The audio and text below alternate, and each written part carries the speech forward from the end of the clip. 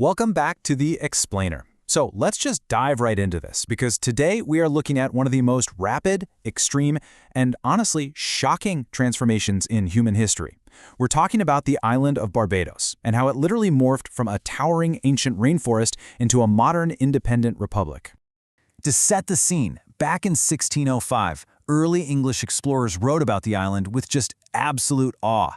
They described it as doubly rare on account of its beauty and sweetness of air, full of fruit of every kind. To these early settlers, Barbados felt like this untouched, pristine Eden, a literal paradise just waiting to be claimed. But as you'll see, that vision, it didn't last long. Yeah, the reality of what happened next is pretty brutal. By 1660, which is just a few decades after the English set foot there, that pristine rainforest was completely wiped out. Eradicated. It was replaced by a dry, arid patchwork of sugar plantations. The sheer speed of this ecological destruction is just staggering. You have to wonder, how does an entire island's ecosystem just vanish in the blink of an eye? Well, all for the sake of sugar. But before we get into the sugar, let's look at Section 1, the pre-colonial island. Right off the bat, there's a huge contrast between colonial myth and actual historical reality. The English colonizers operated on this idea of terra nullius, basically assuming the island was an empty, blank slate. But the truth? Indigenous Arawak and Carib peoples had lived there for centuries, and even before the English showed up, Portuguese sailors were already using it as a pit stop, literally dropping off wild hogs so they could hunt them on their way back. So yeah, definitely not a blank slate. I want you to really picture this lost environment for a second. We are talking about 100-foot double canopy tropical rainforests, packed with native timber, like locust and mastic trees. Picture roaring rivers, huge springs, vast wetlands, and complex coral reefs just teeming with marine life. It was this incredibly lush, totally self-sustaining ecosystem. And this vibrant world was about to be completely dismantled. Which brings us to Section 2, the sugar revolution. Like I said earlier, the pace of this change is what's really shocking. The English originally arrived in 1627, and their plan was actually to grow tobacco. But tobacco didn't bring in the massive profits they wanted, so they pivoted hard. By the late 1630s, they shifted entirely to sugarcane, and by 1660, the crazy demand for land and the firewood needed to run the sugar boiling houses completely deforested the island. They went from a lush rainforest to a single cash crop in roughly 30 years. It's wild. Now, growing and refining sugar is unbelievably labor-intensive. At first, planters tried using European indentured servants, but that system broke down quickly. The brutal, grueling demands of those new sugar mills required a massive, non-stop labor force. So the planters made a really cold, calculated economic decision. They abandoned indentured servitude entirely and turned to the forced enslavement of African people. When you look at the explosive scale of human exploitation required to build this global sugar economy, it's just devastating. Check out these numbers.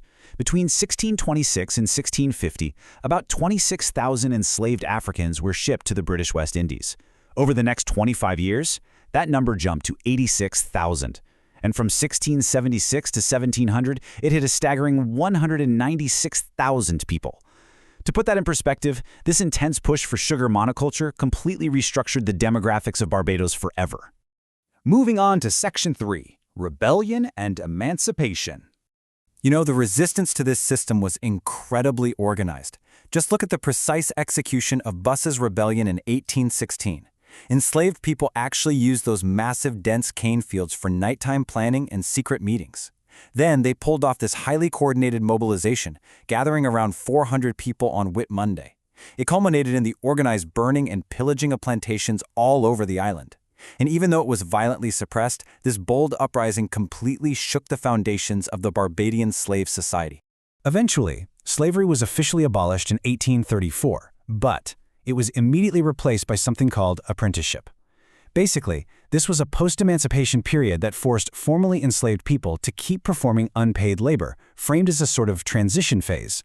In reality, it was just a legal loophole. The colonial government and plantation owners used it to hold on to their cheap labor and keep their power structures perfectly intact. True freedom was still being blocked at every turn. Let's step into Section 4, the path to independence. So, following full emancipation, you finally start to see this rapid shift in power dynamics. In 1831, there were literally only 382 voters on the entire island, but by 1835, that jumped to 1559.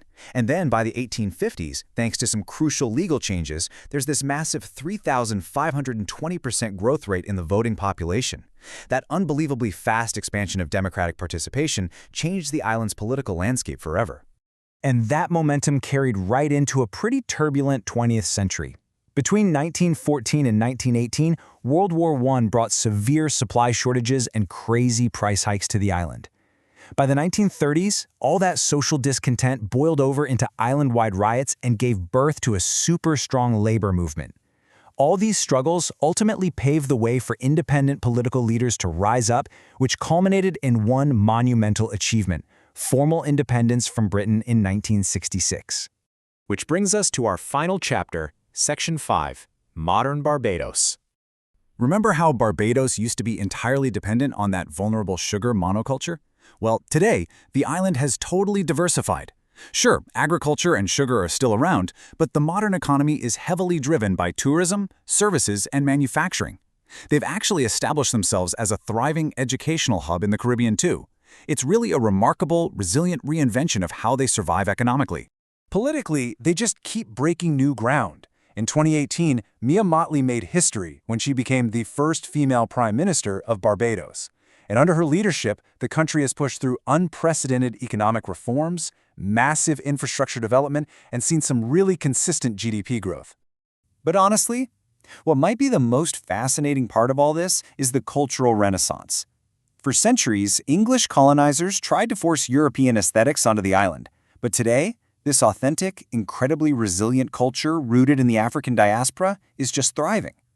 You see it in how traditional calypso evolved into high-energy soca music.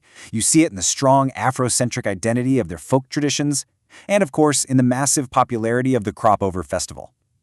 What's crazy is that Crop Over actually started during the plantation era, but the people completely reclaimed it and made it their own.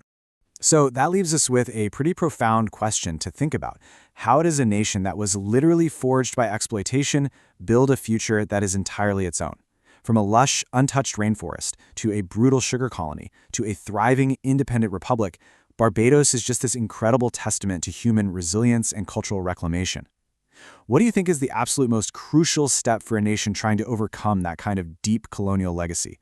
Thanks so much for hanging out with me for this explainer, and I really hope this inspires you to dig even deeper into the history of this fascinating island.